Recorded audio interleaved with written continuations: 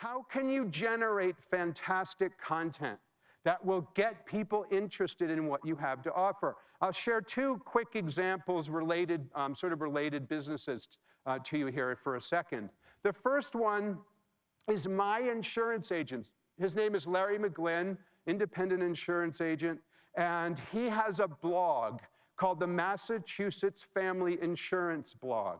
A couple of times a month, sometimes once a week, he writes a blog post. We had a big hailstorm recently in the Boston area, so he did a blog post about roof damage fraud. There is all these unscrupulous contractors that are coming in who wanted to take advantage of people. He blogged about it so people could learn about it.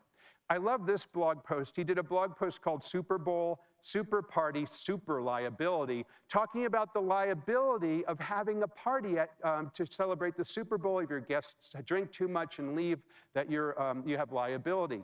He's an insurance agent. What he told me is that much of our new business comes from word of mouth, and this gives a way for customers to share information about me. Larry's blog is very successful for him. On the web, you are what you publish. Larry is publishing great content. By the way, he also gets in front of the search engines by doing this. This is also a fun example. This is Mitch Jackson. Mitch Jackson is a lawyer. He's a lawyer in Southern California. He has a blog, he tweets, he does videos. It's so exciting that it's time to take off my jacket. And Mitch is killing it with his content. He's doing such a great job. So some people say to me, but David, we work in a regulated industry. I can't do the things you talk about because we have regulations against talking about the sorts of things you're saying, David. Well, no, that's not true. Yes, you have regulations. Yes, you have to be ethical. Yes, you should not talk about things, for example, of what your client's financial positions are, of course. But that doesn't mean you can't communicate. Nobody says you can't communicate. Same thing is true of lawyers. So Mitch creates YouTube videos and puts them on his website. Mitch has a blog, and one of the things in particular he does is a technique that I pioneered called newsjacking. We'll talk about newsjacking in a couple of minutes in more detail.